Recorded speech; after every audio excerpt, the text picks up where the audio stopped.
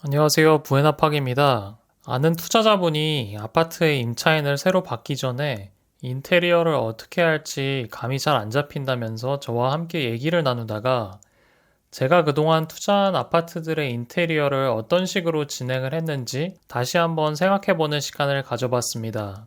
투자자가 지방에 아파트를 사서 전세나 월세로 내놓기 전에 인테리어를 어떻게 하면 조금 더 가성비 있고 임차인이 좋아할 만한 인테리어를 할 수 있을지 많은 고민을 하실 거라고 예상이 되는데요. 제 경험을 비춰볼 때 대충 정리를 해보자면 인테리어를 전부 업체에 맡겨서 진행을 할지 아니면 부분으로 인테리어를 할지 아니면 셀프로 인테리어를 할지 빨리 결정하는 게 좋은 것 같고 또 좋은 업체를 찾는 것보다 사기를 안 치고 나름 센스 있게 인테리어를 하실 줄 알면서 AS가 잘 되는 곳을 찾는 게 더 나은 것 같았고요. 또 욕실, 주방, 조명 이 세 가지에는 신경을 쓰되 부동산에 현재 나와 있는 매물 중에 수리 상태를 확인하고 더 할 건 더하고 뺄 건 빼자였습니다.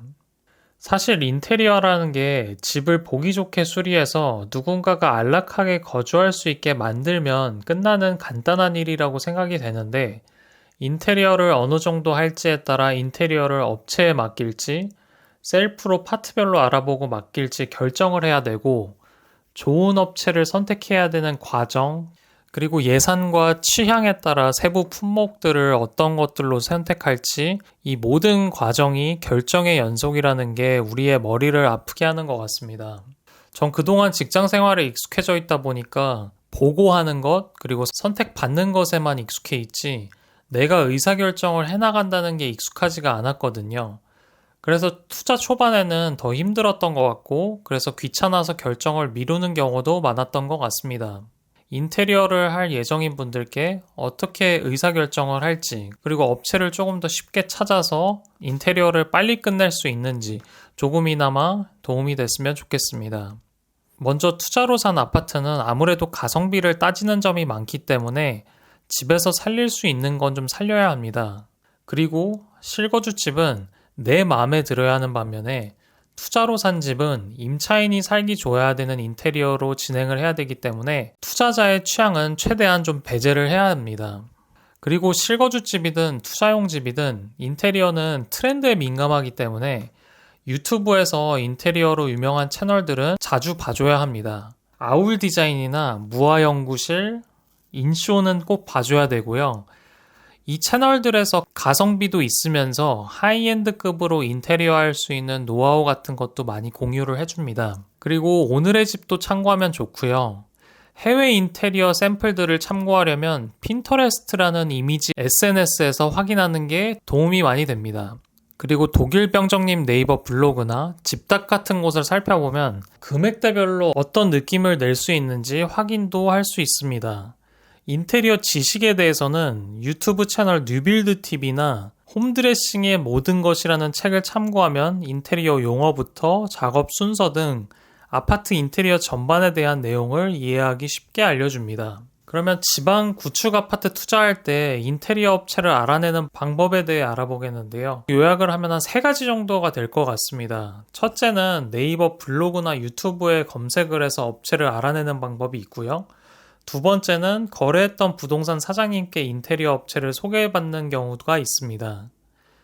세 번째로는 네이버 카페나 카톡 오픈 채팅방 등 투자자 커뮤니티에서 업체를 소개받는 방법도 있습니다. 네이버 카페의 부동산 스케치 같은 곳이나 지역 투자자 오픈 채팅방 등에 참여를 하면은 인테리어 업체 정보 같은 것도 활발히 공유하기도 해서 그런 곳들을 참고하면 좋은 것 같습니다. 모든 방법들이 장단점이 있지만 첫 번째 말씀드린 방법은 일방적인 홍보라는 점에서 객관성이 좀 떨어질 수도 있고요. 두 번째와 세 번째는 투자자들을 상대하는 인테리어 업체를 소개받는 경우가 많아서 인테리어에 실패할 확률이 상대적으로 낮은 것 같습니다. 먼저 인테리어 업체를 가장 쉽게 알아볼 수 있는 방법은 네이버 블로그나 유튜브에 단지나 동네명 그리고 인테리어를 검색해서 찾아보고 같은 구조의 인테리어를 해봤던 업체를 찾는 겁니다. 블로그에 소개된 업체들의 시공 사례 등을 확인을 해보고 마음에 드는 부분이 있으면 전화를 해서 견적을 받아봅니다. 최소 3군데 정도 업체에서 견적을 받아보고 업체가 비싼지 저렴한지 그리고 그 동네의 인테리어 시세 등을 파악을 할 수가 있습니다. 견적을 꼭 지역마다 별도로 받아봐야 되는 게 지역마다 금액대가 다른 경우가 있어서 내가 대략적인 인테리어 비용을 알고 있다고 해도 더 비싸게 혹은 더 싸게 받는 품목들이 있어서 그 지역 안에서 업체들 간의 금액을 비교해 봐야 됩니다. 그리고 이거는 초보자분들께 참고가 될지는 모르겠지만 품목들을 묶어서 진행하면은 좀 저렴하게 진행할 수도 있습니다. 싱크대 같은 경우도 신발장이나 붙박이장, 수납장, 냉장고장 등과 같이 결합해서 진행하는 경우에는 조금 더 저렴하게 할 수도 있고요. 또 도배장판은 뭐 말할 것도 없고요. 그리고 전기공사 같은 경우도 인테리어 업체마다 전기공사가 가능한 인력이 있는 경우도 있고 없는 경우도 있는데 되도록 전기공사를 할 수 있는 분이 있는 업체일수록 좋은 것 같습니다. 요즘은 네이버보다는 사실 유튜브를 더 신뢰를 하게 됐는데 네이버 블로그를 통해서 페인트 업체를 찾아서 의뢰했던 적이 있는데요. 거기서 거의 사기를 당한 후에는 네이버 블로그의 시공 사진들이 별로 믿음이 안 가게 되더라고요. 페인트 칠을 아주 개판으로 하고 가서 AS를 해달라고 전화했더니 알았다고만 하고 그 이후로는 깜깜무소식입니다. 또 저희 집 타일 교체한 것도 사진을 찍어가서 마치 자기네가 한 것처럼 홍보를 하고 있더라고요. 블로그로 업체를 알아볼 때는 실제 매장이 있는지도 확인해 보시길 바랍니다. 유튜브 같은 경우도 마음만 먹으면 사기를 칠 수는 있지만 그래도 업체 사장님들이 직접 영상에 나와서 인테리어 한 곳들을 소개해 주시기 때문에 그냥 사진으로 도배해 놓는 네이버 블로그 같은 경우보다는 믿음이 좀 더 가더라고요. 문제는 해당 지역에 유튜브를 하시는 인테리어 업체가 그리 많지 않다는 점입니다. 그리고 두 번째로는 제가 요즘 자주 하는 방법인데 부동산 사장님들께 인테리어 업체를 소개를 받아서 진행하는 경우입니다. 특히 한 지역에서 오래 하셨던 부동산 사장님들이 소개해 주시는 곳들 그리고 투자자들이 자주 오는 지역이면은 조금 더 쉽게 찾을 수 있습니다. 만약 거래하는 부동산 사장님이 부분 인테리어 업체만 아신다고 한다면 다른 부동산에 전화를 해서라도 나 여기 집산 투자자인데 전세를 내놓을 예정이다. 인테리어 아는데 추천 좀 해달라고 말씀을 드리면 웬만하면 소개를 받을 수 있습니다. 부동산 사장님들이 소개해 주시는 인테리어 업체들은 아무래도 투자자들을 많이 상대한 곳들이 많다 보니 가성비가 좋은 편입니다. 그리고 또 부동산 사장님을 통해서 진행하게 되면 좋은 점은 문제가 생길 경우에는 부동산 사장님을 통해 부탁드리면 해결해 주시는 경우도 많고 또 인테리어 사기를 당할 리스크도 최소화할 수 있는 방법이지 않을까 싶은 생각에 요즘은 부동산 사장님이 소개해 주시는 인테리어 집 위주로 많이 하는 것 같습니다. 근데 또 그것도 잘 알아봐야 되는 게 부동산 사장님께 소개받을 때 인테리어 업체의 결과물을 부동산 사장님도 아시는 업체로 소개받아야 합니다. 만약 부동산 사장님이 인테리어 업체를 잘 모르고 명함이나 팜플렛을 돌린 인테리어 업체 중에 소개를 해주셔서 진행을 하게 될 경우에는 오히려 리스크가 더 큰 것 같습니다.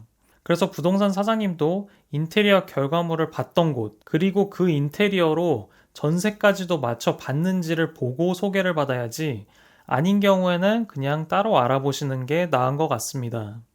또 인테리어를 할 경우에 부동산 사장님께 꼭 확인해야 될 점은 내가 전세를 내놓는 시점에 다른 투자자들이 인테리어를 어느 수준으로 했는지 파악하는 점입니다. 만약 전세 매물이 너무 많이 나와서 내 물건이 뭔가 특별해야 되는 상황이라면 인테리어에 돈을 좀 들여야 됩니다. 예를 들면 중문을 해준다든지 아니면 보일러나 샤시까지도 교체를 해준다든지요. 같은 단지에 나와 있는 전세 매물 중 가장 비싼 매물의 컨디션을 기준으로 해두면 좋습니다. 그리고 업체를 알아보는 또 다른 방법은 네이버 카페라든지 아니면 각 지역별 부동산 투자 오픈 채팅방 같은 게 또 활발히 운영되고 있어서 거기서 활동하는 투자자들의 소개를 받아서 인테리어를 진행하는 경우입니다. 저와 비슷한 상황인 투자자들이 선택해 만족한 곳들이라 그런지 대체로 가성비도 좋고 사장님들이 사기를 치거나 그러지 않아서 안전하게 인테리어를 진행할 수 있는 방법이 될 것 같습니다. 근데 또 생각을 해봐야 되는 게 사실 인테리어 업체 사장님 입장에서도 보면은 투자자들이나 인테리어를 맡길 사람들이 많이 모여있는 공간에 자신의 업체를 홍보하고 싶은 생각도 분명히 있겠죠? 그래서 이런 공간은 투자자들만 찾는 게 아니라 분명 인테리어집 사장님들도 활동하고 있다는 것을 염두에 둬야 합니다. 그렇다고 홍보하는 게 안 좋은 것은 아니지만 홍보하는 스킬과 인테리어 수준은 또 다른 얘기이기 때문에 너무 홍보에만 집중하는 인테리어 업체는 조금 경계를 하면 좋을 것 같습니다. 그래서 누구나 다 오픈된 공간에서 소개를 받기보다는 검증을 통해 참여가 가능한 그런 커뮤니티 공간에서 소개를 받는 게 조금 더 믿음이 가는 것 같습니다. 제가 인테리어를 해보면서 느낀 점은 임차인분들이 3가지 정도 인테리어에 신경을 쓰면 특히나 좋아했던 것 같습니다. 그게 욕실과 주방, 조명 이 3가지인데요. 뭐 샤시만 빼면 이게 인테리어에서 가장 많은 비중을 차지하는 것도 맞지만 이 3개에 특히 신경을 쓰면은 임차인분들이 대부분 좋아했던 것 같습니다. 한 번씩 그런 얘기도 들었습니다. 이 집 욕실 때문에 선택했다고요. 대신에 욕실 인테리어를 하는데 비용이 좀 드는 게 문제죠. 특히 오래된 아파트일수록 그리고 구축 소형 평수이면 조립식 욕실인 경우도 있는데 다 뜯어서 새로 교체를 해야 되기 때문에 이거는 꼭 확인을 해보고 비용이 얼마 정도 드는지 예상을 하고 진행을 하면 좋을 것 같습니다. 그리고 2번째로는 무조건 주방 쪽이죠. 주방이 화이트 톤에 넓고 깔끔하면 여성분들이 특히나 좋아하셨습니다. 그 다음으로는 간접 조명 같은 부분을 집안 곳곳에 넣어놓으면 집안 분위기도 은은하니 뭔가 고급진 느낌이 납니다. 제 주관적인 생각이니까 참고만 해주세요. 그리고 인테리어 사장님과 계약하기 전에 확인하고 넘어가야 될 부분은 부가세 그리고 관리소에 인테리어 신고하는 것부터 철거비, 엘리베이터 사용료 부담, AS 여부 등입니다. 그리고 인테리어비 송금은 부동산을 통해 소개받은 업체는 계약금도 안 받는 경우도 계시는데 달라고 하면은 계약금, 만약 샤시까지 할 경우엔 중도금, 잔금 이렇게 나눠서 진행을 하면은 좋습니다. 그리고 인테리어 업체를 통하지 않을 경우에는 단지 인근에 전반적으로 돌봐주실 수 있는 철물점 사장님도 알아두면 좋습니다. 구축 아파트는 수전 교체나 타일 깨짐 등 사소한 거 고칠 일이 종종 생기는데 타일 하나 깨졌다고 타일 업체 한번 부르면은 비싸서 좋은 철물점 사장님을 만나면 돈이 많이 세이브가 될 수 있습니다.